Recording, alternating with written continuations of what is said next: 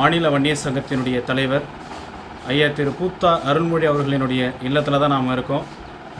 10.5% உள் இடஒதுக்கீடு நம் சமூகத்திற்காக கொடுக்கப்பட்டிருக்கு.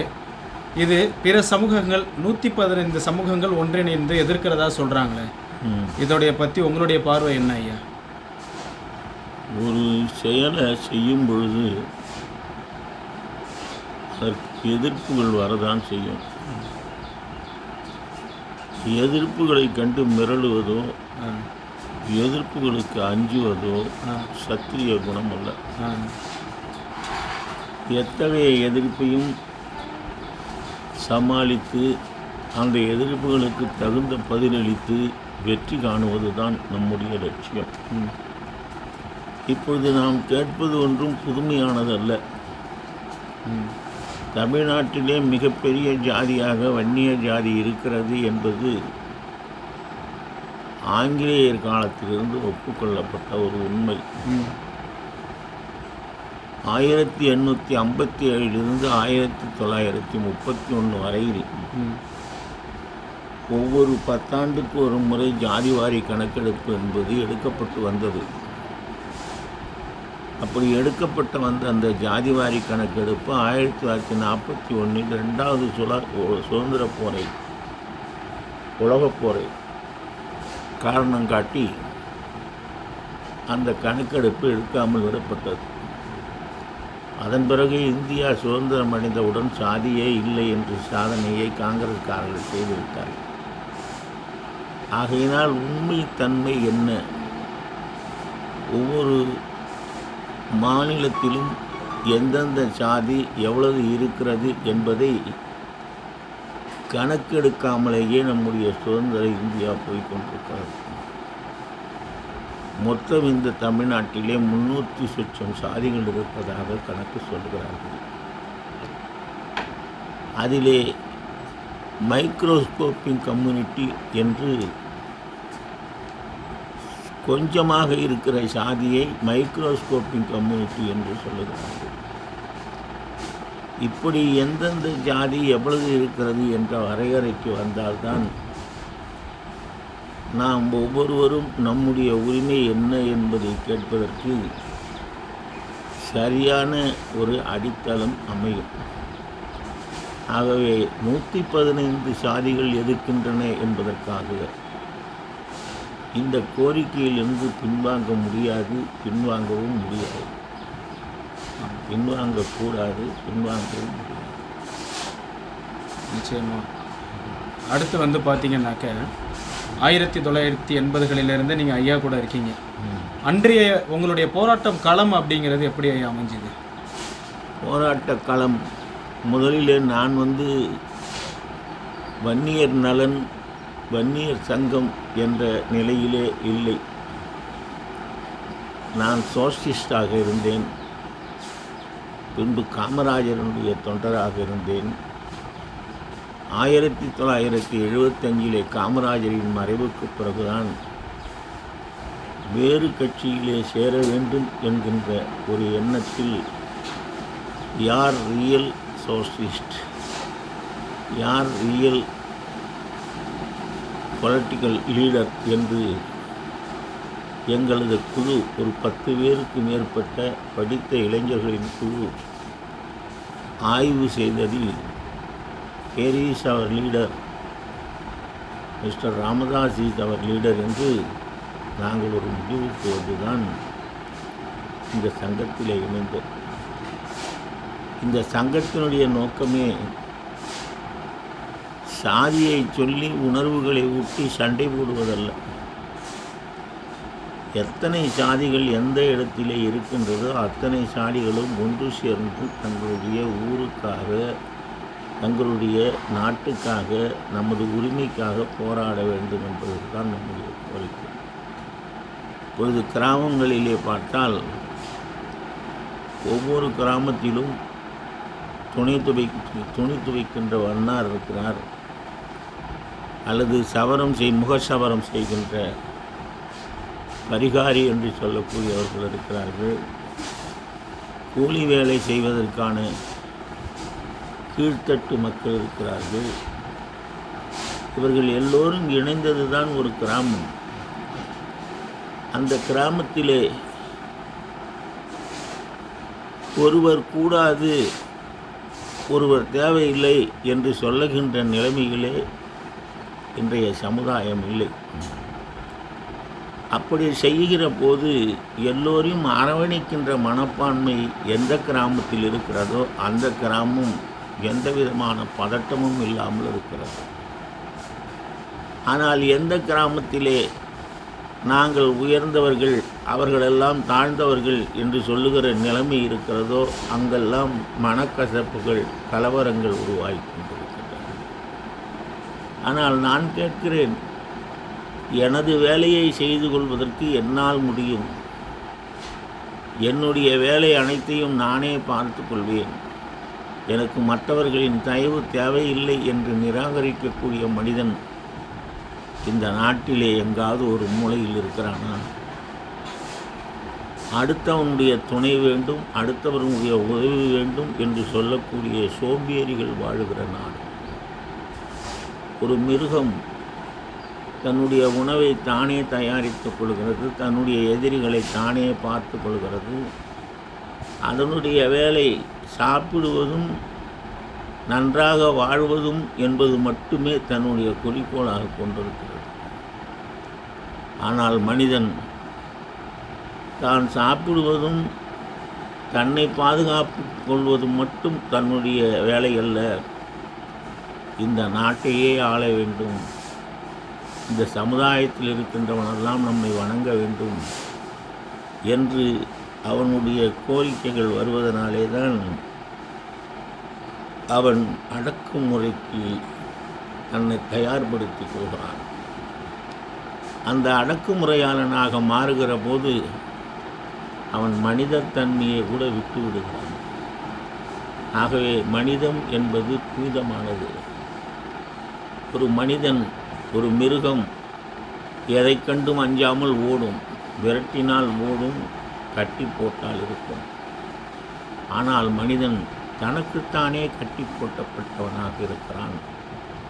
தன் வாழ்க்கைக்கு தேவையானதையெல்லாம் தெய்வத்தின் முன்னே முறையிடுகிறான் அல்லது பெரியவர்களிடம் முறையிடுகிறான். அடுத்தவனை கலந்தாலோசித்து செய்கிறான். அந்த வகையிலே மனிதன் புனிதமாக வாழ வேண்டிய மனிதன் அதை புறந்தள்ளிவிட்டு அக்கிரமக்காரர்களெல்லாம் ஒரு பக்கத்திலே சேர்கிறார்கள், அநியாயம் செய்பவர்களெல்லாம் ஒரு பக்கத்திலே சேர்கிறார்கள். புனிதமாக வாழ வேண்டும் என்று சொல்லுகின்றவன் மட்டும் குறைந்த அளவிலே அவர்களுக்கு பயந்து பயந்து வாழ்ந்து கொண்டிருக்கிறான்.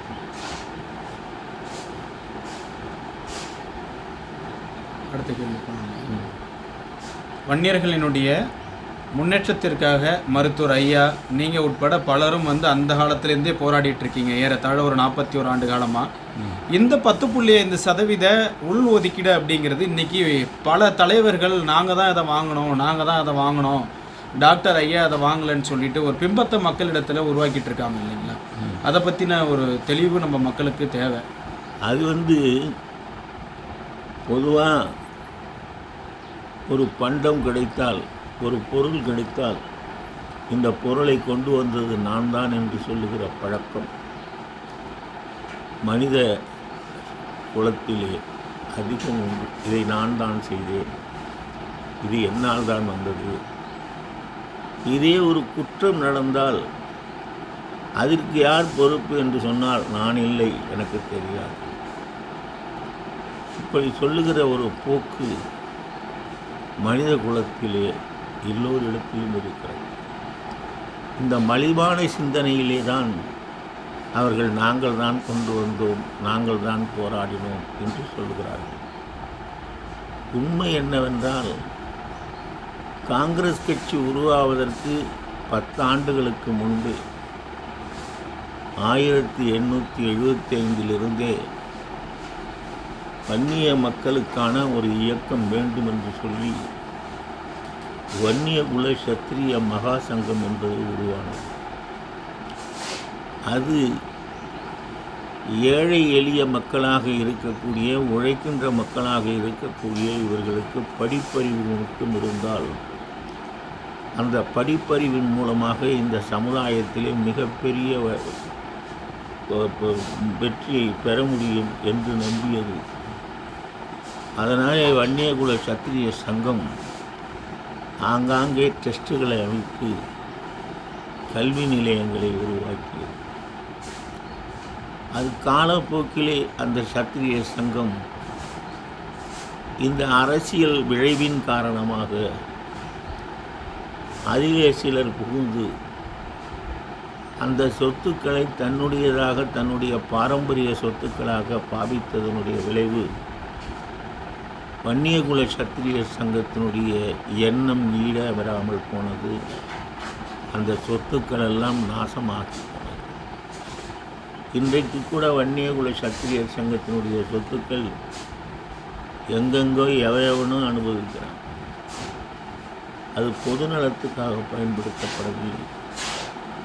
பொதுவாக தமிழ்நாட்டிலே அரசர்கள், சோழ அரசர்கள், பல்லவ அரசர்கள் என்பவர்களெல்லாம் நாட்டு மக்களிடையே அமைதி வேண்டும் என்பதற்காக ஆங்காங்கே உருவாக்கியது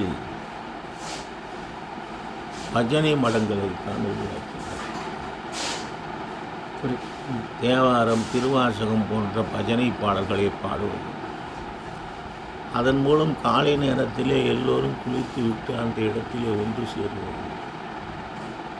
அந்த பஜனை முடிந்த பிறகு அங்கே கொடுக்கிற பிரசாதங்களை வாங்கி கொண்டு போவது என்கிற ஒரு மனப்பான்மை உருவாக்கினார். ஆகையினாலே காலையிலேயே மனிதன் எழுந்தான். அவன் பஜனை மடத்துக்கு போக வேண்டும் என்பதற்காக குளித்தான். தனி மனித ஒழுக்கம் என்பதை அந்த மடங்கள் உருவாக்கின. பின்பு அந்த மடங்கள் அரசியல் நாகரீகம் என்ற காரணத்தினாலே மூடப்பட்டு வெவ்வேறு வழிகளிலே அவைகள் பாராட்டப்பட்டன, நடத்தப்படுகின்றன. ஒரு மனிதனுடைய தனி ஒழுக்கம் எவ்வளவு தூரம் மிகுந்திருக்கிறதோ அவ்வளவு தூரம் அந்த மனித கூட்டம் அமைதியாக வாழும் என்பதுதான் நிகழ்வு. இதைத்தான் உலகத்தின் தத்துவ மேதைகள் எல்லாம் சொல்லியிருக்கிறார்கள். ஆனால் இன்றைக்கு யாரும் அந்த தனி ஒழுக்கத்தை பற்றி கவலைப்படுவதில்லை. எவனை பெரிய தலைவர் என்று சொல்லுகிறோமோ அவன் ஒழுக்கமே இல்லாதவனாக எல்லாரையும் சீர்கீழடைய செய்யக்கூடிய மனப்பழக்கம் உள்ளவனாக இருக்கிறான். அதனாலே தான் காலம் சீரழிந்து கொண்டிருக்கிறது. நமக்கான தலைவர் டாக்டர் ஐயா. டாக்டர் ஐயாவை பற்றி நீங்கள் சொல்லுங்கள். டாக்டரை பொறுத்த வரையில் அவர் ஆரம்பத்திலே என்னை போன்றவர்களை அவர் ஈர்த்தது எப்படி என்றால், ஒரு எளிமையான சுபாவம். டாக்டருக்கு படித்தவர்களுக்கு இருக்கிற தாம்பீகம் அவரிடத்திலே இல்லை. இயற்கையான சுபாவம்.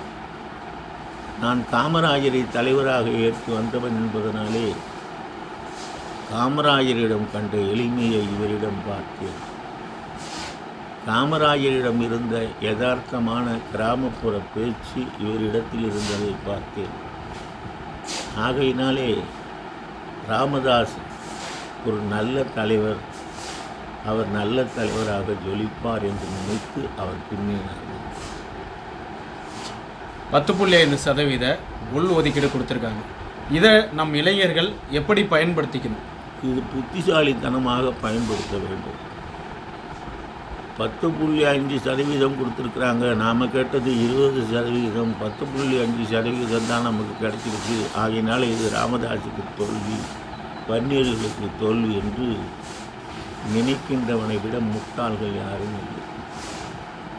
ஏனென்றால் இந்த 10.5% வருவதற்கு முன்பு 218 ஜாதிக்கு 20% வழங்கிவிட்டேன் என்று கருணாநிதி அவர்கள் சொல்லி கொண்டிருந்த போது அதிலே கிடைத்தது என்ன என்று எண்ணி பார்த்தால் 4 இடங்கள் 5 இடங்கள் தான் வன்னியனுக்கு கிடைத்தது.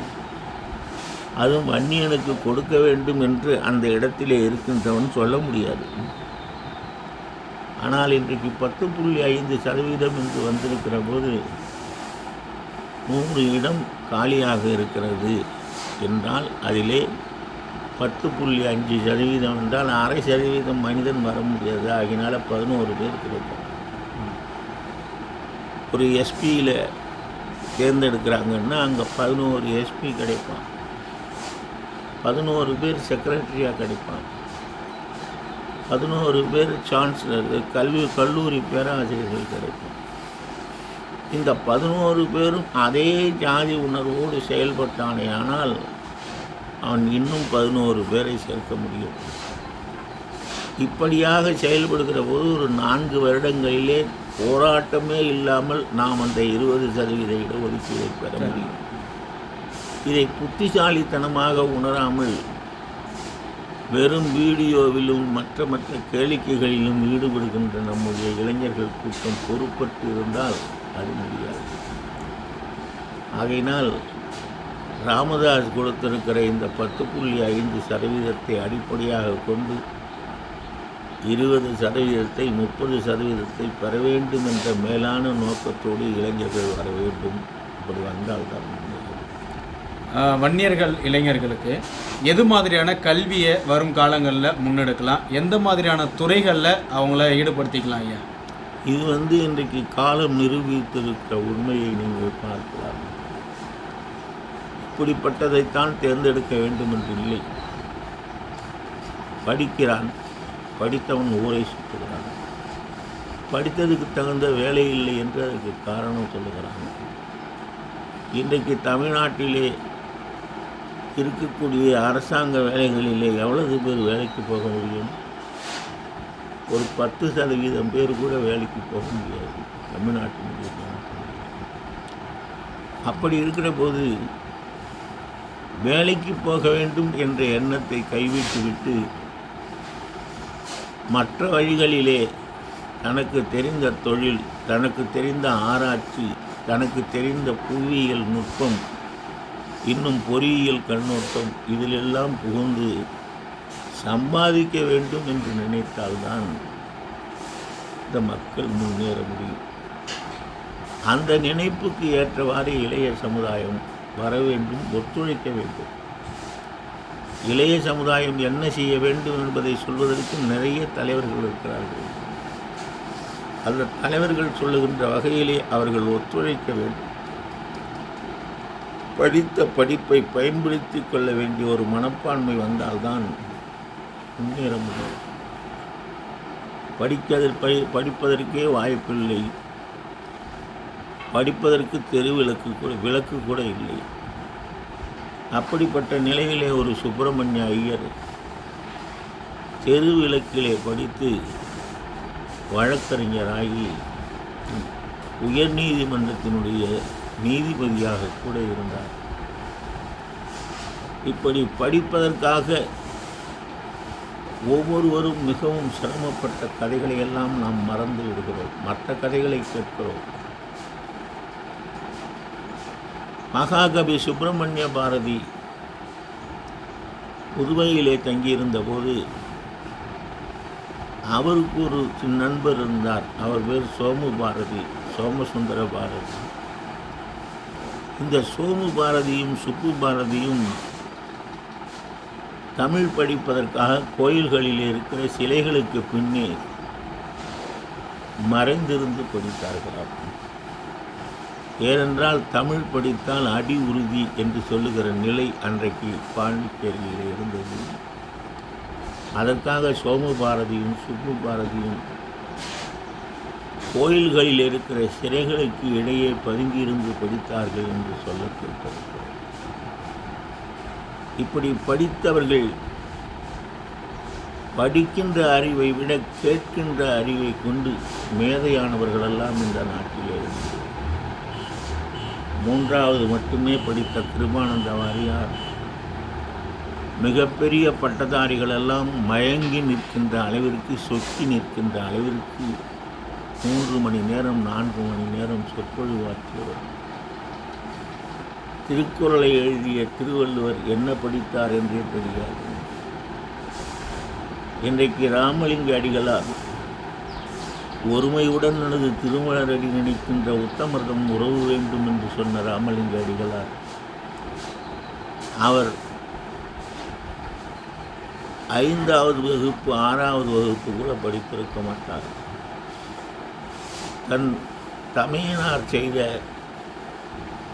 விமர்சனங்களை கேட்டுக்கொண்டிருந்தவர், பிரச்சாரங்களை கேட்டுக்கொண்டிருந்தவர். ஒரு நாள் அவர் அண்ணன் வராத நேரத்திலே இவர் போய் பிரச்சாரம் செய்தார். இவருக்கு மரியாதை கிடைத்தது. உடனே அவரே பிரச்சாரகராக மாறினார். அவரே ராமலிங்க வள்ளலார் என்று பெயர் எடுத்தார். இப்படி படிப்பு என்பதை விட கேள்வி ஞானம் என்பது மிகப்பெரிய வல்லமையை பெற்றிருக்கிறதுக்கு ஆதாரங்கள் நம்மிடத்தில் இருக்கின்றன. ஆகையினாலே இளைஞர்கள் காதால் கேட்கின்ற அந்த கேள்விகளை, அதாவது பதில்களை மதிநுட்பத்தோடு தேவையானவற்றை மட்டும் எடுத்துக்கொள்ள வேண்டும். இதைத்தான் அன்னப்பறவைக்கு ஈடாக சொன்னார்கள். தண்ணீரையும் பாலையும் கலந்து வைத்தால் தண்ணீரை விட்டுவிட்டு பாலை மட்டும் சாப்பிடும் அன்னப்பறவை என்று விளக்கம் சொன்னார்கள். பகுத்தறிவாதிகளெல்லாம் அதை தவறு என்று, எப்படி அது சாதகமாகும் என்றெல்லாம் விவாதித்தார்கள். ஆனால் அன்னப்பறவையை போல பாலை உண்ண வேண்டும், நீரை விட்டுவிட வேண்டும் என்று சொல்லுகின்றவர்கள் இன்றைக்கு. ஆகையினாலே இளைஞர்கள் நல்லனவற்றை எடுத்துக்கொண்டு அல்லனவற்றை புறக்கணிக்கிற ஒரு மனப்பான்மை வருமானால் அவருடைய அறிவாற்றல் சிறந்து விளங்கும், அவர்கள் முன்னேறும். டாக்டர் அன்புமணி அவர்களை பற்றி ஒரு சில வார்த்தைகள் சொல்லுங்கள். டாக்டர் அன்புமணியை எனக்கு சமீப காலங்களில் தான் தெரியும். வன்னியர் சங்கத்திலிருந்து நான் விலகி இருந்து திரும்பவும் வன்னியர் சங்கத்திலே நான் இணைந்த பிறகுதான் டாக்டர் அன்புமணியை பற்றி தெரியும். அவருடைய தனிப்பட்ட பழக்க வழக்கங்கள் என்ன என்பதை பற்றி எனக்கு சொல்வதற்கு அவரிடம் எனக்கு நெருக்கம் இல்லை. ஆனால் நான் பார்த்த வரையில் இன்றைக்கு டாக்டர் ராமதாசனுடைய கருத்துக்களை எடுத்து சொல்லி அந்த நிர்வாகத்தை நடத்துவதற்கு அன்புமணி அவரும் டாக்டராக இருக்கிறார். அவரிடத்திலும் சொல்லாற்றல் இருக்கிறது. அவரும் செயல்பட துணிந்து வந்திருப்பதனாலே அவரை போன்ற இளைஞர்கள் இந்த நாட்டுக்கு தேவை என்று நான் நினைக்கிறேன்.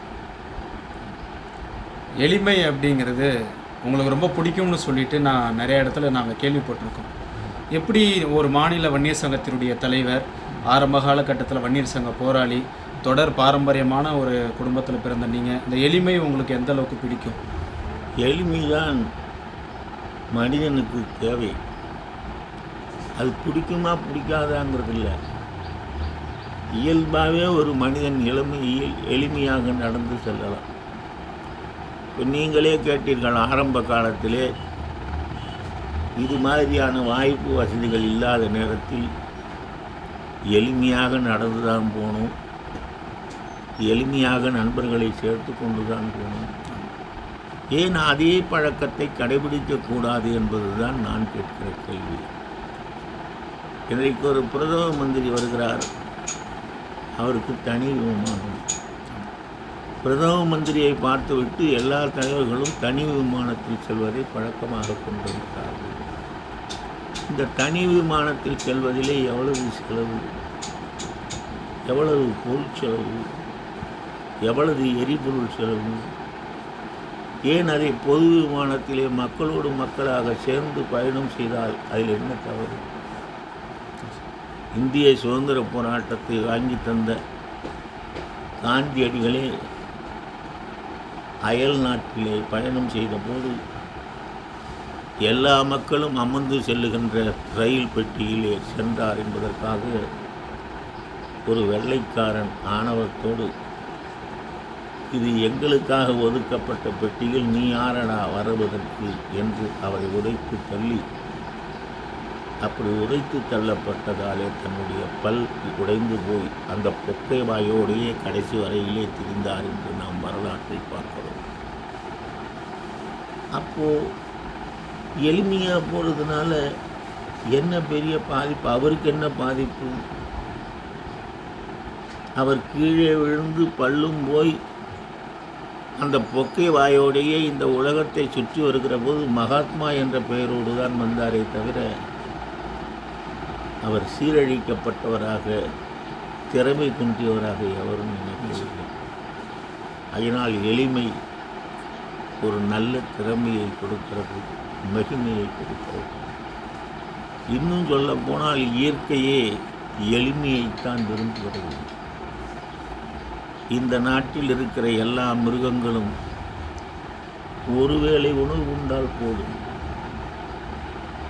இன்றைக்கு காட்டிலே இருக்கின்ற மிருகங்கள், கொடிய மிருகங்களிலே புலியை சொல்கிறோம். அது போகின்ற வருகின்ற எல்லோரையும் வேட்டையாடாது. அது பசி அடங்கிவிட்டால், ஒரு வேளை சாப்பிட்டு விட்டு பசி அடங்கிவிட்டால் அது சாப்பிடாது. அதுக்கு பசி எடுத்து அதுக்கு உணவு தேவை என்றால் தான் அது வேட்டையாட புறப்படும்.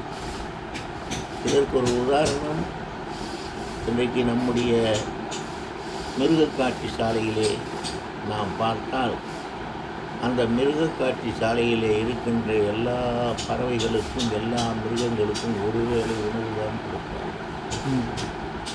இங்கே நான் கூட ஒரு நாய் வளர்த்தேன், கிரேடன் என்ற ஒரு நாய். அந்த நாய்க்கு உணவு ஒரு வேளை 11 மணிக்கு அதன் வயிற்றுக்கான ஆகாரம் 3/4 பொடி அரிசி பொங்கி வைத்து வைத்து அதில் மோரோ தயிரோ கலக்கலாம். அதை சாப்பிட்டு விட்டு அது பேசாமல் இருக்கும். அதுக்கு மேலே ஒரு நாள் ஃபுல்லாகவே அது ஒரு வேளை ஆகாரம்.